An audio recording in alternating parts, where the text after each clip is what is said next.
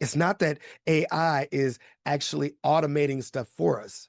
When we start to use it more, our brains are moving faster and we're starting to actually grow more. Our brains are getting more full with all this social media and all the stuff we have across the board. But if we're using more AI, it's becoming more full. And in some cases, it can become just like social media, more addictive to some people. So we kind of got to be aware of that as well. So, like anything, we should do it in moderation. So, but in understanding that, we got to understand that the creativity comes from us. It doesn't really come from the AI.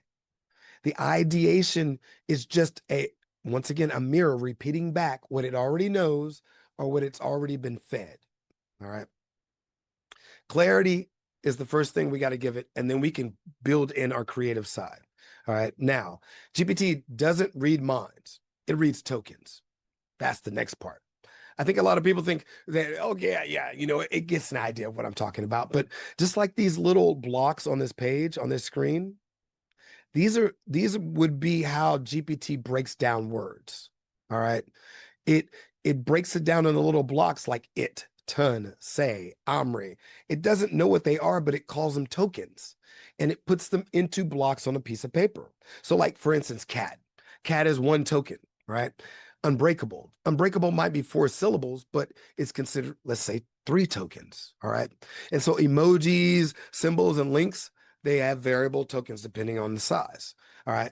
Now, understand this: when we use ChatGPT, it processes those tokens in this context window, and it can handle about 128,000 tokens at once. And what that also means is that it can be about 300 pages of text. After about 300 pages of text, and actually after that context window, it starts forgetting stuff. Now, we're going to talk more about that forgetting and hallucinations soon. But if it goes beyond a certain size window, if it goes too far, if we give it too much command, it starts forgetting some of that command and it goes off. This is where we can't have GPT do stuff for us. We have to augment our lives with it, have it do partial things with it. And I think that's where a lot of students are getting like, oh, I can pump all this into GPT. And then they come out with stuff that's they consider lies. Or you hear people say it on the web, oh, GPT is lying to me. GPT is not lying to people. And I explain that more later because it forgets beyond a certain point. It can't remember. So it's programmed to fill in blanks.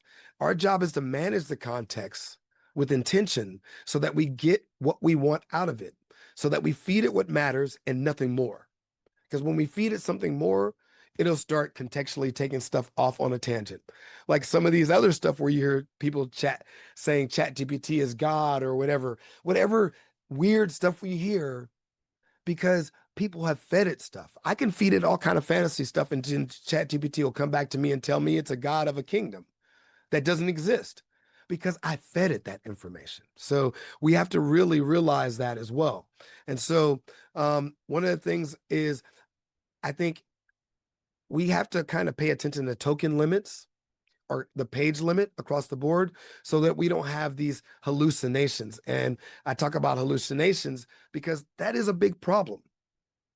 A lot of people see the hallucinations and they get all scared that GPT is lying and that it's trying to take over mankind. But once again, it is just being taking what is programmed and putting it back out. GPT doesn't know facts.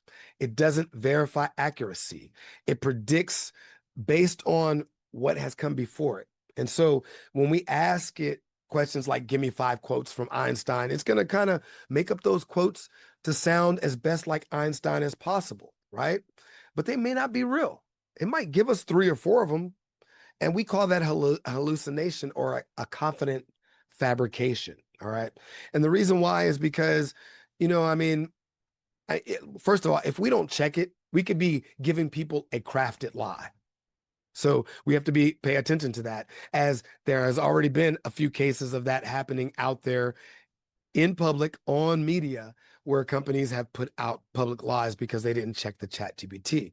All right. So one of the things we got to really check it because the idea is it's programmed to feel authoritative. It's been programmed to do that, programmed to feel authoritative and fill in the blanks so that it can keep the smooth tone that we're asking it to give us back. It's programmed to make us feel like that. So we have to remember that we have ways of checking it. And so I do have some tips on checking that and making sure we get past hallucinations. It comes with work. It's just like editing when we have to do a paper.